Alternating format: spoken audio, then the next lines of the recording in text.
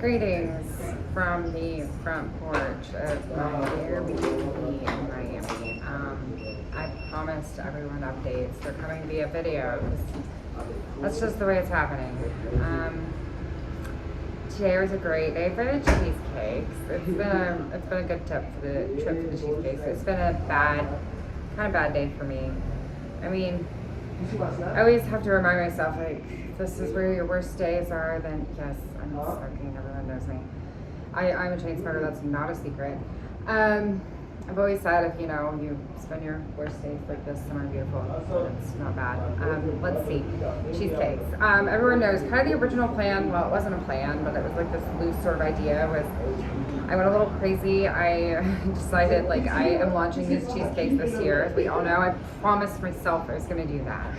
And, well, I decided to just put my cake pans in a bag and get on a really cheap flight to Miami and just try to make it happen. And when I got here, I did walk around just like, what are you doing? Are you going, like, as I'm assessing, like, my warped cake pans, and at this point, Reggie's let everyone in on my secret, everyone in Miami anyways, because everyone follows Reggie, is like, oh yeah, it's boiled cheesecake, so I can't have warped pans. And I get out my stand mixer, and it's like wobble, wobble, wobble, it's making an awful sound. I kind of like smelled a little burning from the motor, so I took it to an equipment supply store. And I mean, technically it's kind of not even my stand mixer. Like, the fiance who dumped me at the altar, like, since he heated out of there so quickly, he left a lot of great kitchen stuff.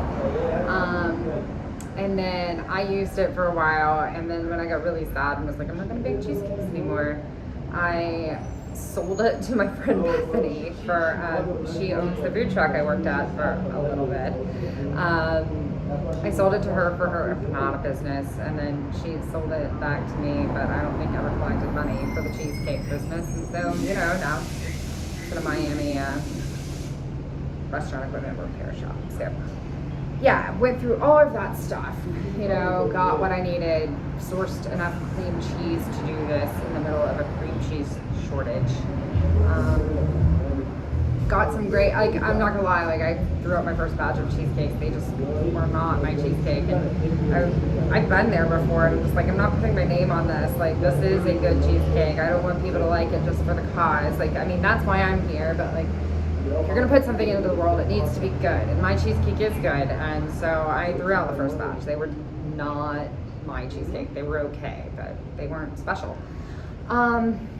Got some good cheesecakes out. Finally, I got them launched. There's this amazing local crafts fair. Yes, I'm one of those people talking to strangers. There's this amazing local crafts fair in Coconut Grove, right off McFarland near Peacock Park. And there were just a lot of local artisans there. And the hosts of that, with all that nice lawn space downtown, or not downtown, in the Grove, was St. Stephen's Church, and I'd gone there that Sunday, favored cheesecakes, and they invited me to go free of charge and invited me back because there is going to be another festival. So I was like, well, that's a start, but it wasn't enough to, like, really keep me in Miami. And then started talking to a couple of people, Reggie, my first friend in Miami, and I wanted to give him my first cheesecake because he had been watching me run around like crazy, take Ubers to get cream cheese and dragging stuff up to my Airbnb to bake them. And so I brought him, like, the first, like, good cheesecake I made in Miami in the Airbnb project. And at that point I was like, well, if nothing else, like, it might not have been what we hoped, but I didn't fail. I made a cheesecake in an Airbnb, and I got it out into the world, and I told the story, but, it's like a real crazy way to do that, because I definitely did blow up my life. And that's a different story, but not really going to go through it now. So he loved it, and he wanted to take one to his mom, and he's like, like a big deal on Instagram, and so he promoted it, and then it was kind of a thing at the church. And then when I started telling people the story, everyone really liked it, and they were like, how can we support it? I know this person, you should talk to them. And it's kind of gone from there, and I'm really glad that I made like 30 cheesecakes in the beginning, because I have been able to just sit back and sling them out. So my first Airbnb was, oh, don't worry about it. It's a great idea. I'm glad you told me to do it. Thank you. Okay, I'm gonna get back to this crazy thing I'm doing. Have a good night. You too. Yeah, everyone now knows like all my business and my crazy thing. So, yeah, I've been staying in Airbnbs. My first one, it was like great. It was like 75 bucks a night, fantastic. And really the only pictures I looked at were like location on a map and the kitchen. Like, can I do what I need to do? And it's like done. And this was great. And I that's not like me. I'm usually like, does it have a bathtub? What kind of bougie amenities do I have? I've gotten really lucky in that. And then after I got the cheesecakes baked and most of that done, I was originally planning on leaving and just, kind of heading up the road north, since I'm from up there.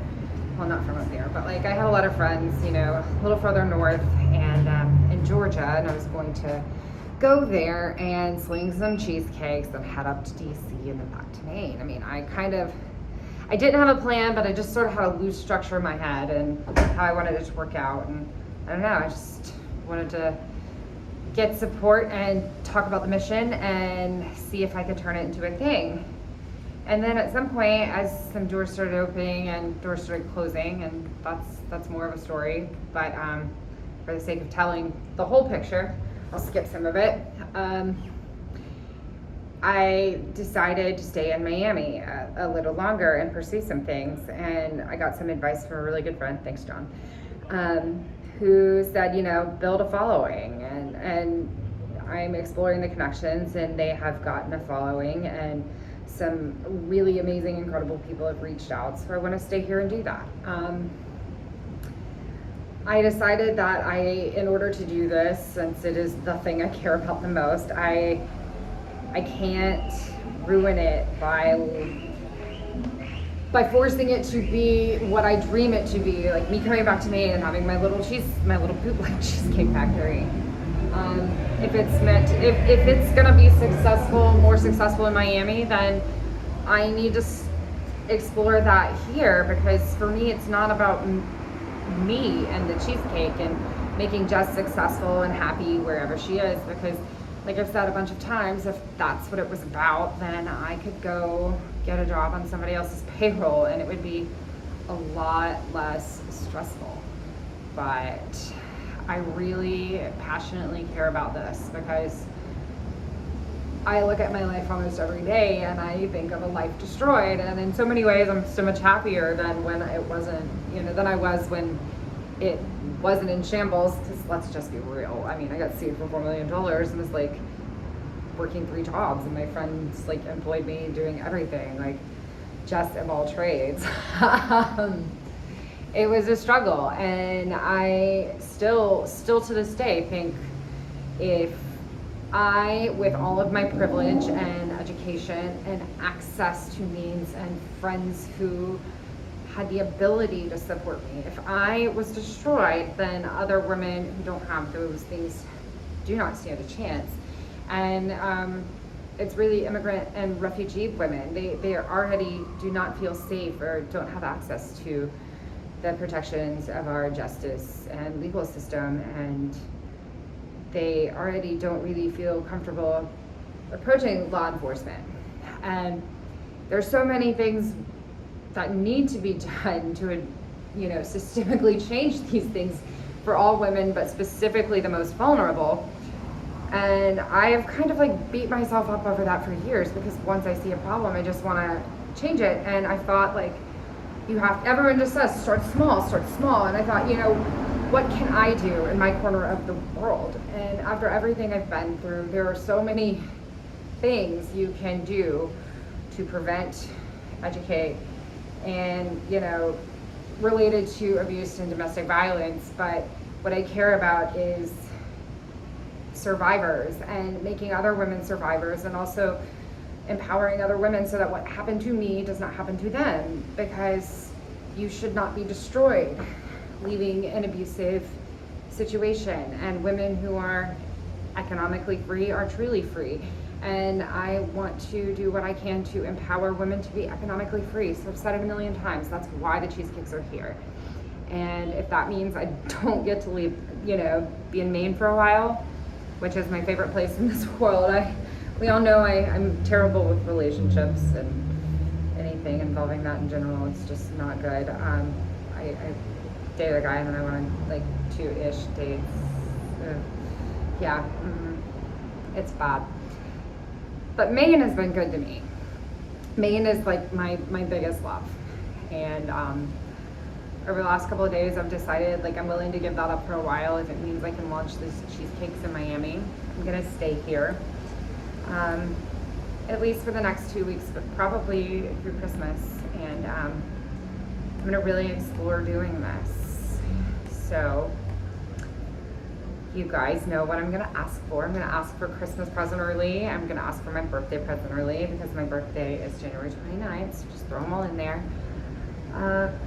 I know it's crazy. I'm fully prepared to come back and, you know, bag people's groceries at Hannaford's or Shaw's or here in Publix. I don't know if it doesn't work out. Like, I will, but please help me try to do this. It's really like I'm all in. I'm all in, and so please help and send me all your best wishes. And I hope to cheesecake you along the way. That's my update-ish for now. There's, you know, a lot going on, but yeah. I didn't smoke on camera. Yay.